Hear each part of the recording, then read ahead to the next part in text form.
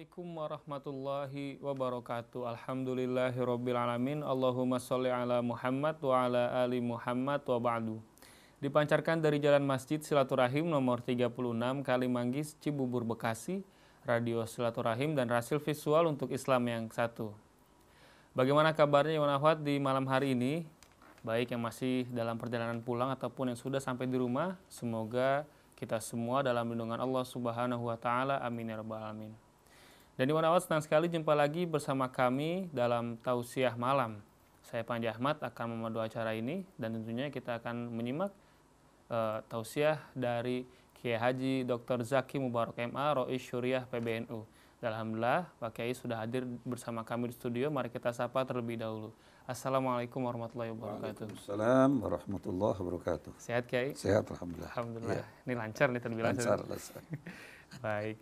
Dan Iwan Ahwat, karena di malam hari ini kita live, silakan dicatat nomornya untuk layanan pesan pertanyaan SMS dan WhatsApp.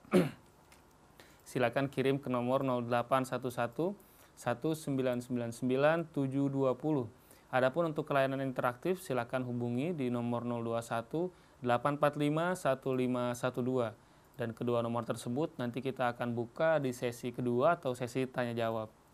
Dan Iwan Ahwat, di malam hari ini kita akan membahas tema yaitu berlomba dalam mewujudkan kebajikan. Sebelum kita melangkah lebih jauh lagi, mari kita buka bersama tausiah malam kali ini dengan doa menuntut ilmu. Rabbana zidna ilman nafi'an warzuqna fahman taman, amin ya rabbal alamin. Dan Iwan Ahwat, tausiah malam bersama Kiai Haji Dr. Zaki Mubarak MA Rois Syuriah PBNU dengan tema berlomba dalam mewujudkan kebajikan. Kepada Kiai kami persilakan. Assalamualaikum warahmatullahi wabarakatuh. Alhamdulillahilladzi hadana lihadza wa ma kunna linahtadiya laula an hadanallah. Ashhadu an la ilaha illallah wahdahu la syarika lah. Wa ashhadu anna Muhammadan abduhu wa rasuluh. Allahumma salli wa sallim ala hadzal nabiyyil amin. Sayyidina wa maulana Muhammadin. Wa ala alihi wa ashabihi wa tabi'in. Wa man tabi'ahum bi ihsanin ila yaumiddin. Amma ba'd. Ikhwan, akhwat, para pendengar Radio Silaturahim dan pemirsa Rasil TV yang kami cintai dan kami banggakan, malam hari ini dengan bersyukur kehadirat Allah atas rahmat dan taufiknya, alhamdulillah kita dapat jumpa kembali dalam acara yang sangat kita cintai ini. Kita berharap semoga aktivitas kita dapat mengantarkan kita pada pemahaman yang lengkap tentang ajaran agama dan dapat kita amalkan dalam kehidupan sehari-hari. Amin ya rabbal alamin. Ikhwan dan akhwat sekalian, di dalam ajaran agama Islam kita diperintahkan untuk berlomba, untuk bersegera dalam mewujudkan kebajikan. Misalnya di Al-Quran disebutkan itu. Al-Quran di surat Al-Baqarah itu. Walikulli wijhatun huwa muwalliha fastabiqul khairat. Kalimat yang terakhir tadi jelas sekali. Fastabiqul khairat. Maka berlombalah kamu dalam mewujudkan al-khairat, yakni kebajikan-kebajikan. Jamak di situ. Mudah. Kemudian dalam ayat lain tegaskan wasari'u ila maghfiratin mir rabbikum. Dan bersegeralah kamu menuju ampunan dari Tuhanmu. Segera juga di sini. Sari'u. Ay badiru. Sabiqu. Berlomba. Kemudian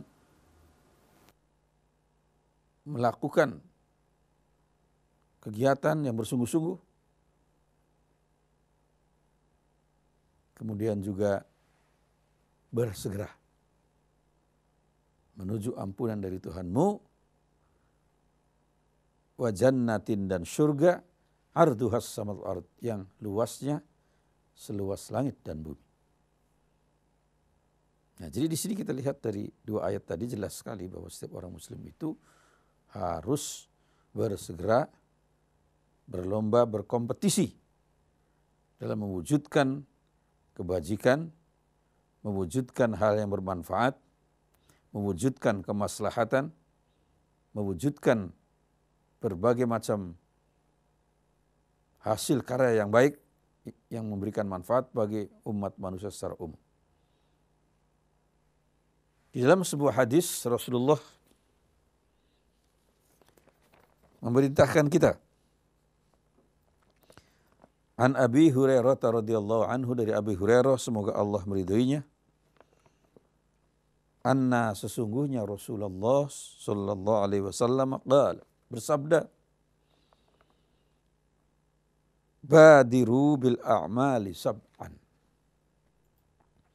Bersegeralah kamu dengan mengerjakan kegiatan-kegiatan yang 7 macam.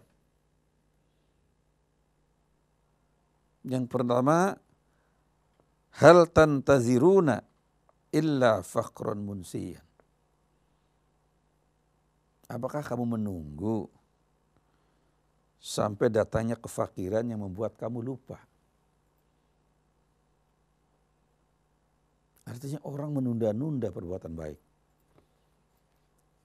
Menunda untuk melakukan perbuatan yang terpuji. Apakah kita menunggu sampai datangnya kefakiran yang menimpa kita yang membuat kita lupa? Saking fakirnya itu nggak bisa melaksanakan kegiatan agama lagi. Dilanda kefakiran yang sangat berat. Anak-anak kesulitan makan, kesulitan berpakaian, kesulitan sekolah. Itu membuat kita lupa segala-galanya. Berbahaya sekali. Maka jangan menunggu itu. Atau ghinan mutghiyan. Atau kita menunggu menjadi orang kaya yang angkuh dan sombong. Na'udzubillah min dzalik, ikhwan.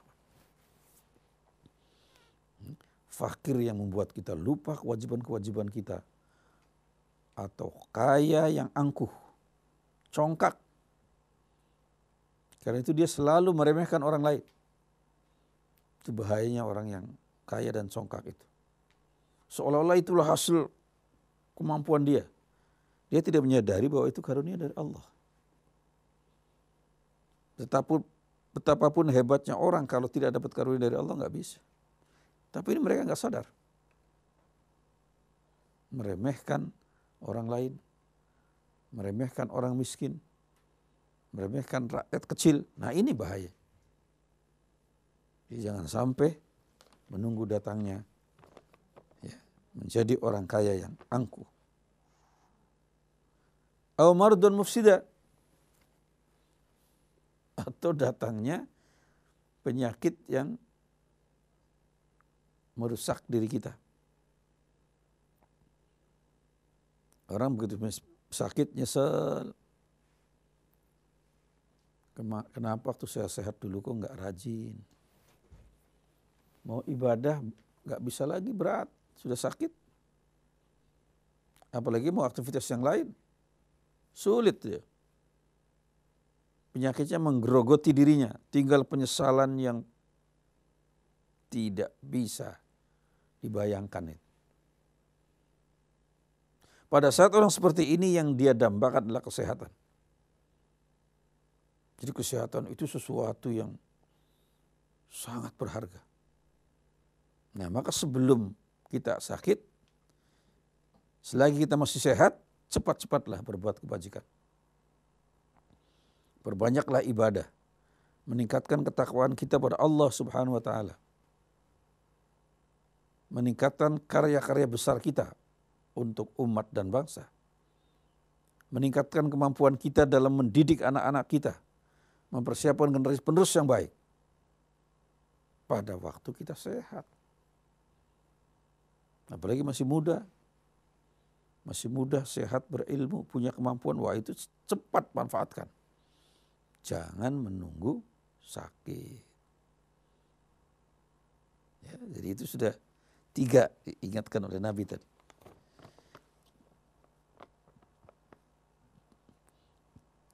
Au haraman mufnida,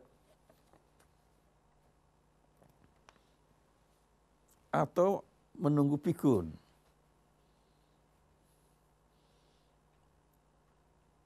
Yang membuat orang lupa segala-galanya. Pikun itu. Likai la ya'lamu ba'da ilmin syai'a, kata Al-Quran. Supaya dia tidak mengetahui apa-apa setelah dia dulunya mengetahui segala-gala. Dari tidak tahu apa-apa, belajar, waktu lahir kan nggak tahu apa-apa gitu. Wallahu akhrajakum min butuni ummahatikum la ta'lamuna syai'a.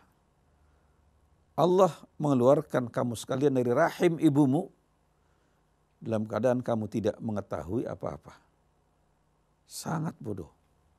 Illa surah bil buka, kecuali hanya jeritan tangis saja. Jadi manusia waktu lahir lebih sederhana dari hewan. Lebih bodoh dari hewan.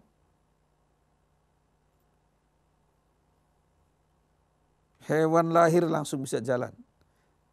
Ayam menetas langsung bisa jalan. Itik menetas langsung berenang. Bayangkan kalau manusia lahir ditaruh di air. Tapi itik begitu menetas langsung berenang. Kambing, kerbau, sapi semua begitu lahir bisa jalan, bisa makan sendiri. Oh, manusia belum bisa apa-apa. Menunggu dewasanya lama sekali, 15 tahun manusia. Kalau hewan itu 1 tahun sudah dewasa semua, paling lama 2 tahun. Kerbau itu 1,5 tahun sudah dewasa. Nah, jadi disinilah bahwa awal mulanya manusia itu sangat sederhana. Tidak mengetahui apa-apa karena dibekali oleh Allah potensi yang sangat dahsyat. Akal, pikiran dan kalbu, maka kemudian manusia secara bertahap dia bisa menyerap ilmu. Belajar terus. Semakin banyak ilmunya, semakin banyak pengetahuannya, maka dia diserahi khalifah, pemimpin di muka bumi. Dengan amanat apa? Supaya manusia itu mengelola alam semesta bagi kesejahteraan semua makhluk. Maaf, bukan semua manusia, kesejahteraan semua makhluk. Tugas. Maka Allah tawarkan amanat itu kepada makhluk-makhluk lain, kepada gunung, kepada langit. Fa'abaina an yahmilna, semua menolak amanah yang luhur itu. Wa hamalal insan, dan manusialah yang menerima. Jadi inilah tugas manusia. Bagaimana dia mengelola alam ini untuk kesejahteraan semua makhluk Allah. Dari manusia dan makhluk hidup lain, termasuk benda-benda mati.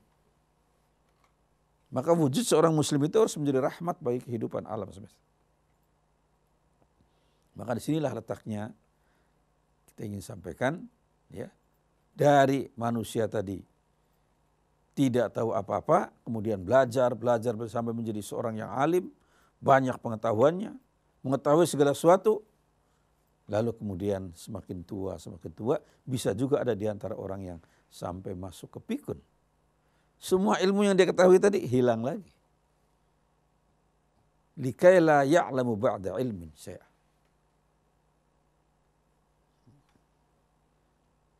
Agar supaya dikaila ya'lama ba'da ilmin syai'a, supaya mereka tidak mengetahui setelah pernah mengetahui sesuatu. Jadi ini orang pikun. Nah, orang pikun ini lupa segala-galanya. Sampai makan pun dia lupa. Makan lupa, bayangkan apalagi yang lain. Itu sering kita jumpai orang sudah pikun, kalau ditanya, kasih makan belum? Belum. Katanya belum, padahal baru dikasih makan. Kadang-kadang anak-anaknya malu kalau ditanya orang lain. Makan belum? Dari pagi belum makan sampai sore. Nah, padahal makan berkali-kali, lupa dia. Ya ini puasa. Oh iya puasa ya, iya puasa. Tapi nanti makan lagi. Nah inilah gambaran orang. Nah jangan sampai kita menunggu itu. Dan na'udzubillah kita berlindung pada Allah jangan sampai menjadi orang pikun. Itu Nabi berdoa. Allahumma inni a'udzubika minal harami wal kasali, kata Nabi. Wahai Allah, aku berlindung padamu dari penyakit pikun dan penyakit malas. Itu dua-duanya bahaya. Penyakit malas juga berbahaya. Sangat berbahaya. Karena apa? Kalau orang yang kurang cerdas dengan belajar dia bisa mengerti. Tapi kalau orang malas belajar, malas bekerja, oh itu lebih berbahaya lagi. Nah jadi Nabi menyampaikan dalam doanya yang kita juga harus ikuti doa Nabi supaya diselamatkan Allah dari penyakit pikun dan penyakit malas. Kemudian apalagi ditegaskan au mautan mujhiza, atau kita menunggu mati yang menghabiskan segala-galanya. Mati itu sudah habis riwayat kita. Meskipun kita dulu orang hebat, ilmu kita banyak, detail kita kiri kanan, wah, sebelum nama sudah nama banyak detailnya. Harta kita banyak, ini kita banyak, tapi begitu meninggal habis. Ijazah yang ditumpuk dulu nggak ada faedahnya lagi. Nggak bisa ijazahnya buat anak-anaknya diwaris, nggak bisa. Hartanya bisa diwaris, tapi ijazah ilmunya nggak bisa. Habisnya. Jangan sampai kita belum banyak berbuat kebajikan, maut sudah menjemput kita. Itu harus kita hindari. Maka sebelum datangnya kematian kita harus rajin beramal soleh, rajin beribadah. Maka Nabi nyatakan, ikhtanim khomsan qabla khamsin. Manfaatkanlah 5 hal sebelum datangnya yang 5, kata Nabi. Apa dia? Syababaka qabla harumik. Masa mudamu sebelum kamu tua. Hayataka qabla mautik. Masa hidupmu sebelum kamu mati. Sihataka qabla marudik. Masa sehatmu sebelum kamu sakit. Jadi inilah pesan wasiat dari Rasulullah. Firagaka qabla syughlik. Masa luangmu sebelum kamu sibuk.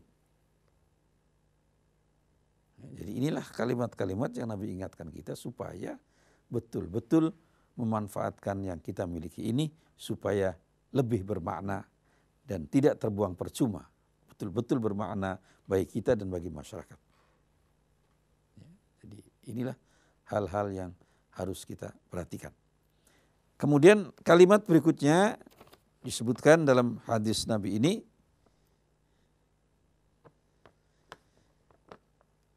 awid dajjala fasyarru ghaibin yuntazar. Atau kamu menunggu datangnya dajjal. Ya, sesuatu yang akan datang yang sangat buruk, dajjal.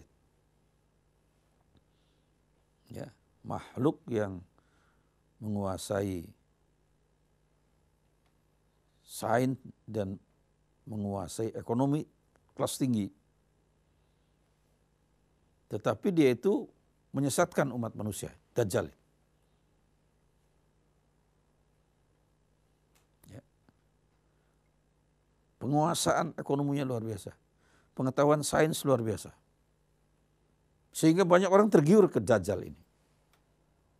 Nah ini yang paling berbahaya. Jadi jangan sampai menunggu datangnya dajjal. Ya, jadi gambaran dajjal itu begitu kira-kira, ikhwan akhwat sekalian. Ya. Ya. Orang yang memiliki kemampuan sains yang sangat tinggi, memiliki kekuasaan dan memiliki kekuatan ekonomi yang luar biasa. 3 itu. Ya. Dia menguasai sains, menguasai kekuasaan yang tinggi, dan satu lagi dia menguasai ekonomi. Nah, di masa depan itu yang menjadi imam nanti ekonomi. Masa-masa lalu politik yang menjadi imam, sekarang lari ke ekonomi. Semua memerlukan kemajuan ekonomi.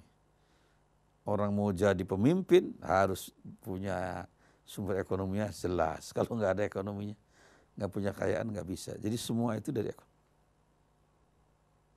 Nah, jangan sampai kita kedatangan Dajjal. Ya, baru kita kemudian ingin berbuat baik. Terlambat. Ya, harus kita berbuat baik pada saat sekarang. Jangan menunggu.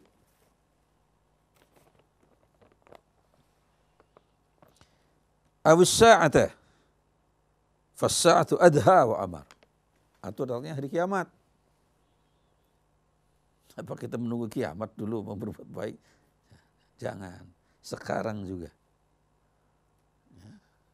Hari kiamat itu sesuatu yang sangat menakutkan dan mengerikan. Gambaran di Quran itu mengerikan sekali. Idza zulzilatil ardu zilzalaha. Pada saat bumi digoncangkan zilzalaha dengan goncangan yang sedahsyat-dahsyatnya. Bayangkan itu. Bumi digoncangkan dengan sedahsyat. Kita tahu itu gempa baru 7 skala Richter. Wah, sudah porak-poranda. Sudah menimbulkan tsunami yang dahsyat. Ya, di Aceh itu dalam jangka kira-kira 10 menit menenggelamkan jumlah manusia sampai diperkirakan mendekati 500.000 orang. Gugur bersama air tsunami. Rumah hancur banyak sekali. Dan kemudian kita lihat sekarang di beberapa tempat itu. Seperti di Donggala, kemudian di Bima, kemudian kemarin di Selat Sunda, ya, di Lampung dan di Banten. Wah, dahsyat. Itu baru skala kecil. Baru 6 skala Richter, ada yang 5,5. Wah, 7 itu dahsyat sekali. Nah, sekarang digambarkan idza zulzilatil ardu zilzalaha. Apabila bumi digoncangkan dengan goncangan yang sedahsyat-dahsyatnya. Wa akhrajatil ardu athqalaha. Ikhwan, bayangkan itu. Wa akhrajatil ardu athqalaha, dan bumi menumpahkan isinya. Bayangkan, magma ditumpahkan itu. Panasnya itu, magma itu jutaan.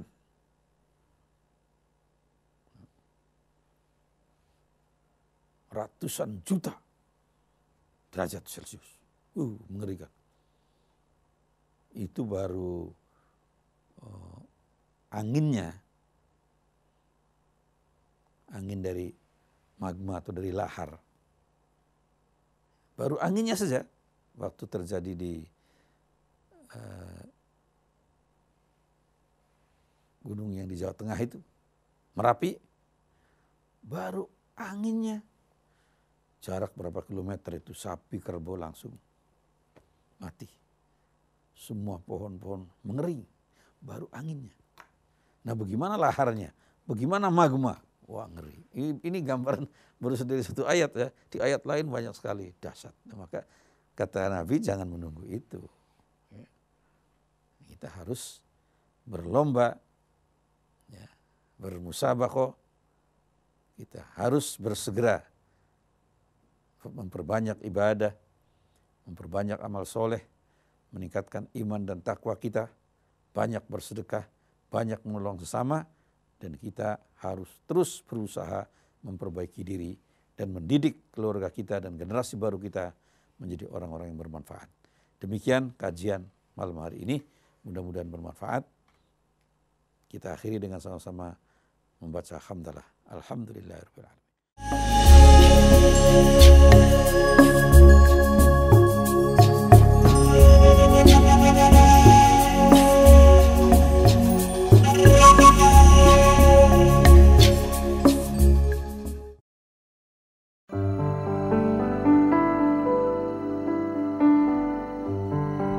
Rasil dalam kemurnian iman.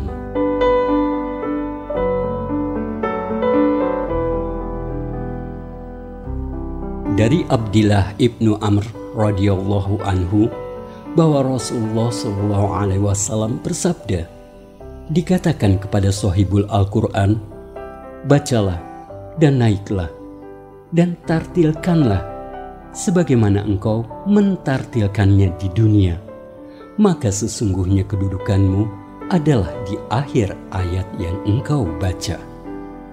Hadis riwayat Imam At-Tirmidzi, Abu Daud, Imam Ahmad, Al-Baihaqi, dan Ibnu Majah. Rasil untuk Islam yang satu.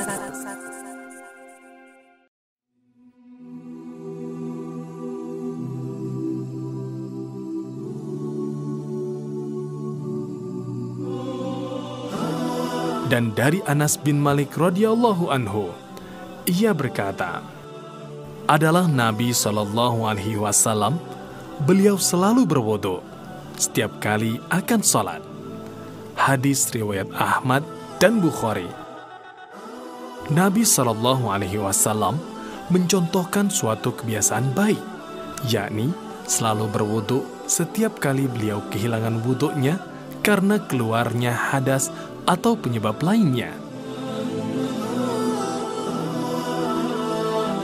Karena memang dalam berwudu banyak sekali keutamaannya. Selain itu, ada syarat implisit di sana bahwa seseorang terkadang tidak sadar apakah wudunya sudah batal tanpa dia sadari.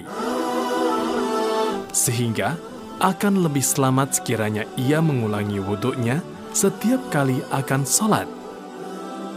Rasulullah SAW bersabda, barang siapa berwudu dalam keadaan suci, maka Allah akan mencatat 10 kebaikan baginya. Hadis riwayat Abu Daud, At-Tirmidzi, dan Ibnu Majah. Menjaga wudu ini sudah menjadi kebiasaan para sahabat, meski Nabi tidak menegur mereka sebagaimana yang diceritakan Anas dalam sebuah hadis.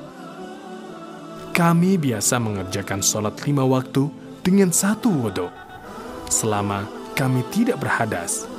Hadis riwayat Ahmad dan Bukhari.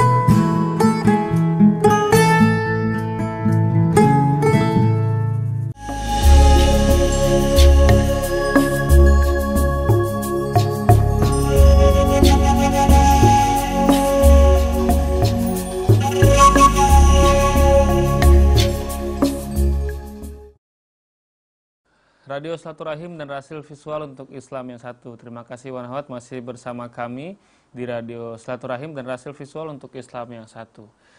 Dan Wan Hawat, kita sedang menyimak tausiah malam bersama Kiai Haji Dr. Zaki Mubarak MA, Rois Syuriah PBNU dengan tema berlomba dalam mewujudkan kebajikan. Dan sudah ada beberapa pertanyaan yang masuk karena di ini sesi kedua kita akan bacakan satu persatu pertanyaannya Pak Kiai. Baik Pak Kiai, pertama ada pertanyaan dari Ari di Gandaria. Assalamualaikum warahmatullahi wabarakatuh. Waalaikumsalam warahmatullahi wabarakatuh. Pak Kiai, kalau istiqomah itu resepnya apa saja ya? Matur suwun. Ya, baik. Secara ari, istiqomah itu sesuatu yang dilakukan secara kontinu. Diawali dari yang ringan dulu. Jadi kita lakukan bertahap ya, nggak bisa langsung. Bertahap dulu. Misalnya saya ambil contoh, saya memulai melaksanakan sholat sunnah, qobliyah ba'diyah.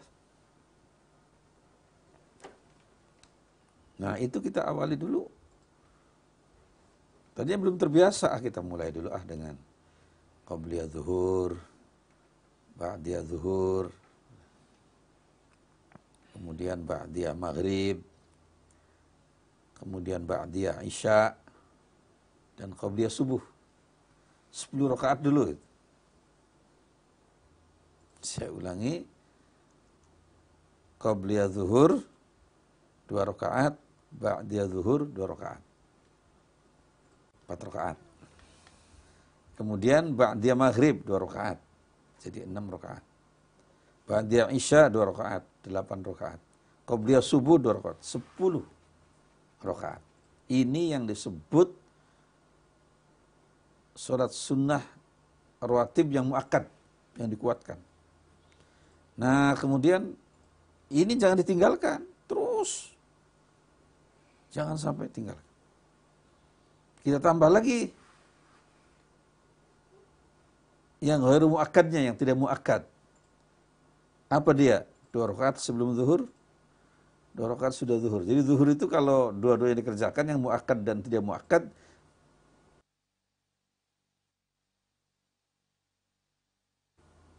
empat rakaat sebelum zuhur. Mengerjakannya dua-dua. Yang 2 ini yang muakkad, yang 2 yang tidak muakkad. Ba'diyahnya juga dua-dua. Kemudian 4 rakaat sebelum asar. 2 rakaat sebelum maghrib, 2 rakaat sebelum isya.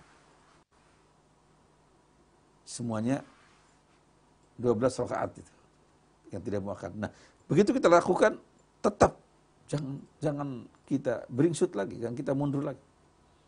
Nah, semua nanti ditambah apalagi tambah sholat tahajud. Begitu kita lakukan, jangan ditinggalkan. Tambah lagi sholat duha, tambah sholat yang lain, ya, sholat sunnah mutlak dan sebagainya. Nah itu insya Allah istiqomah bisa berjalan, dilakukan secara gradual, jadi bertahap, jadi tidak dirasakan berat. Nah begitu sudah kita laksanakan, kita harus continue, konsekuen, ya, tidak angin-anginan, kadang-kadang rajin, kadang-kadang enggak, jangan, ya. Nah, kata Nabi, adwamuha wa in qalla, rutinitasnya meskipun jumlahnya sedikit, tapi rutin, ya, istiqomah. Saya kira demikian. Baik, ada Ari, terima kasih.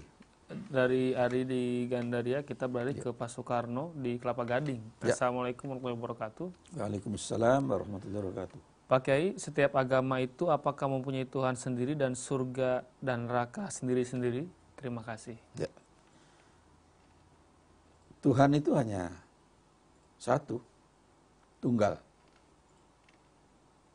Ya, jadi tidak ada Tuhan-Tuhan lain kecuali Allah. Maka dalam kalimah tauhid digunakan la nafiyah, la li nafyil jins. La ilaha, tidak ada ilah, tidak ada Tuhan, illallah, kecuali Allah. Jadi hanya satu. Ya, surga nerakanya ya itu ya satu. Bukan satu berarti ya ada tingkatan-tingkatan, tapi maksudnya bukan kemudian banyak. Surga ada tingkatan-tingkatannya, ya. Tapi ya itulah yang Tuhannya ya esa. Ya ditegaskan di Al-Qur'an, qul huwallahu ahad. Katakanlah Allah itu esa. Allahus samad, Allah tempat bergantung semua makhluknya.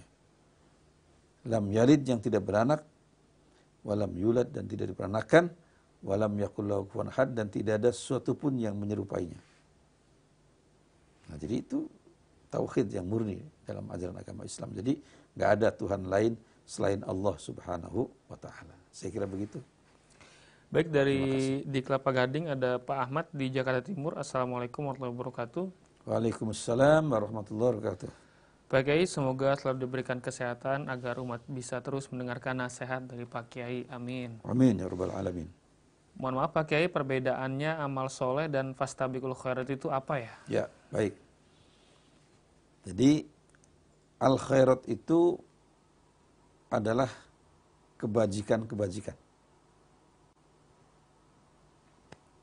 Ya. Secara umum, kalau soleh itu artinya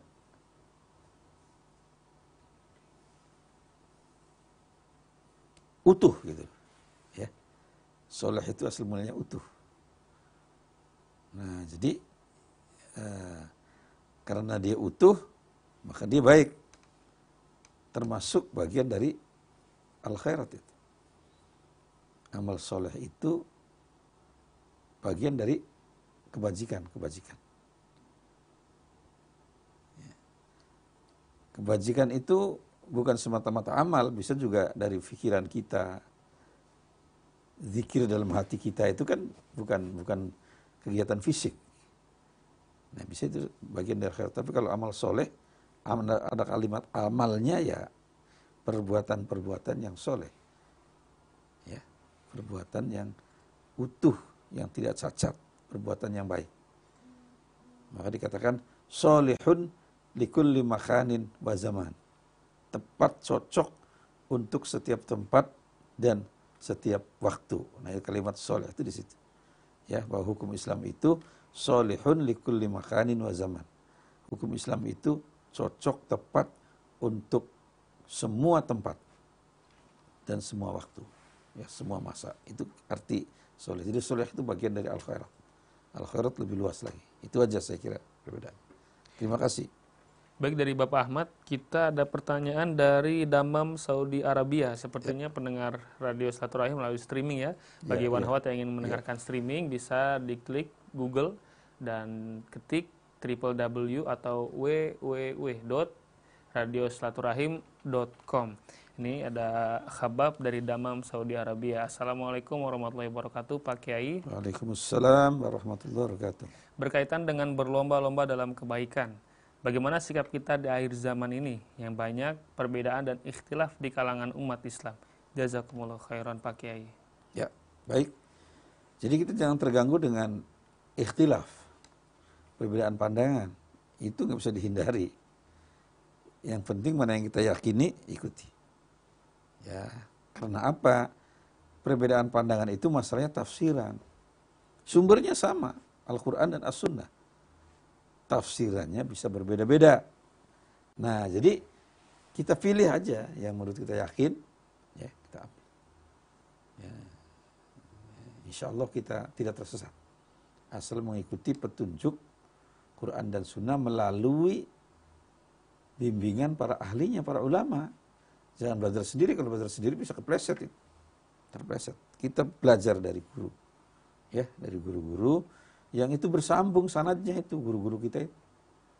Guru kita ke guru kita lagi terus sampai nanti dari tabi'in, terus dari sahabat, dari Nabi. Hadis yang saya baca tadi misalnya, itu dari Nabi melalui sanad yang jelas. Ya. Sampai nanti riwayatnya itu ada Imam Bukhari, ada Imam Muslim. Beliau itu nanti punya sanad terus sampai kepada Nabi. Nah, jadi inilah juga yang berkaitan dengan perbedaan-perbedaan pandangan itu tidak perlu kita risaukan, ya, nggak bisa dihindari. Di zaman Nabi aja terjadi, itu apalagi zaman kita, ya. Waktu ada perjalanan ke Bani Quraidah, Nabi sendiri nggak ikut waktu itu. Beliau berpesan, la yusalliyanna ahadukum illa fi Bani Quraidah, kata Nabi. Jangan sholat salah seorang di antara kamu kecuali waktu sampai di Bani Quraidah. Nah, di perjalanan menjelang sampai Bani Quraidah, masuk waktu asar. Di situ mulai sahabat berselisih. Yang satu memahami teks tadi secara tekstual apa adanya, jangan dong. Nabi kan pesan kita jangan sholat dulu kecuali sampai Bani Quraidah.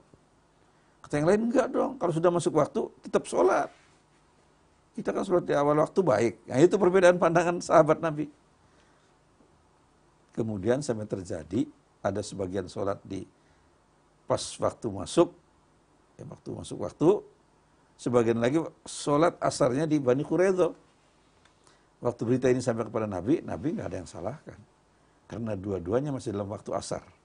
Baik yang sholat sebelum Bani Quraidah maupun setelah sampai Bani Quraidah, dua-duanya masih dalam waktunya, nggak ada masalah. Nah jadi itu kita menyikapi perbedaan. Apalagi sekarang tafsiran-tafsiran kan. Saya ambil contoh, dalilnya sama ayat Al-Quran.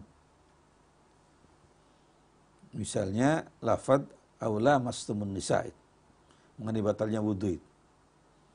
La masa yulamisumula masatan itu merupakan lafdzun mustarak. Lafad yang punya banyak arti, yang ambigu. Ya. Lafad yang multitafsir. Maka lafad la masa bisa diartikan menyentuh, bisa diartikan menyentuh dengan rangsangan, bisa diartikan hubungan suami istri. Nah, Imam Asy-Syafi'i mengambil makna menyentuh. Maka menyentuh perempuan batal wudu. Imam Malik mengambil makna hubungan suami istri. Jadi kalau menyentuh aja nggak batal. Hubungan suami istri baru batal. Yang satu lagi, satu kelompok dari Imam Malik menyatakan kalau ada rangsangan baru batal. Kalau nggak terangsang nggak batal. Tapi ini nggak bisa langsung ini. Karena fikih itu soal lahiriah. Rangsang-merangsang itu atau tidak itu soal batiniah. Nah jadi yang berkembang dua. Yang pertama menyentuh. Diartikannya Imam Syafi'i dan pengikut-pengikutnya. Yang kedua hubungan suami istri. Ini Imam Malik. Nah jadi itu silahkan pilih. Nah Imam Asy-Syafi'i beliau lebih berhati-hati ya dalam memberikan suatu ijtihad hukum. Ibarat berjalan dia nggak mau di pinggir, di tengah, jadi nggak kepleset ke jurang. Kira-kira. Jadi silahkan pilih. Ya. Yang terbaik kita belajar melalui guru, itu yang paling penting. Ya, demikian. Terima kasih. Baik, dari Habab di Damam, Saudi Arabia, kita beralih ke lokal lagi, nasional. Ya, baik. Di Rawa Bambu ada Bapak Matani. Assalamualaikum warahmatullahi wabarakatuh. Waalaikumsalam warahmatullahi wabarakatuh. Pak Kiai yang saya hormati, tidak sedikit saudara-saudara kita saat ini yang gelisah atau galau dengan alasan sulit mencari nafkah usaha. Sedangkan Allah sendiri sudah memberikan sinyal, bertebaranlah kalian di muka bumi dan carilah karunia Allah. Ya. Seperti dalam surat Al-Jumu'ah. Nah ini bagaimana Pak Kiai dengan keadaan yang seperti ini? Ya. Kita tidak perlu galau. Asal kita berikhtiar, berusaha, pasti dapat rezeki. Hewan yang hidup dalam batu aja dapat rezeki, apalagi manusia yang bisa berusaha. Tapi yang penting itu tadi, jangan malas. Nah kalau malas itu bahaya. Ya, jelas Quran tadi kan disebutkan di surat Al-Jumu'ah itu. Fa idza qudiyatis sholatu fantashiru fil ardh wabtaghu min fadlillah. Apabila kamu telah menyelesaikan sholat, maka bertebaranlah kamu di muka bumi untuk mencari karunia Allah. Jadi itu yang penting kita berusaha. Nah, jadi harus rajin orang. Dan gak perlu takut, gak perlu galau, dijamin.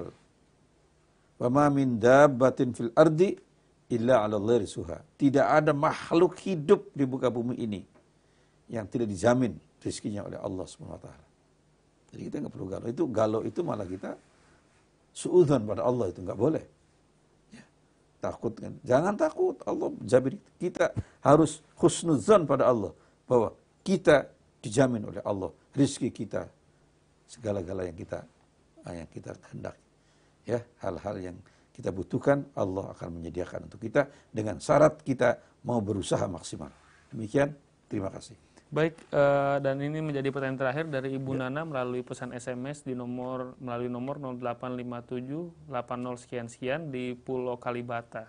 Assalamualaikum warahmatullahi wabarakatuh. Waalaikumsalam warahmatullahi wabarakatuh. Pak Kiai, sholat sunat fajar untuk melaksanakannya sudah atau sebelum subuh ya? Mungkin bisa diulang tadi Pak Kiai yang untuk sholat sunnahnya tadi? Sholat sunnah fajar itu ada dua pandangan itu. Yang pertama maksudnya adalah qobliyah subuh, jadi setelah sholat subuh.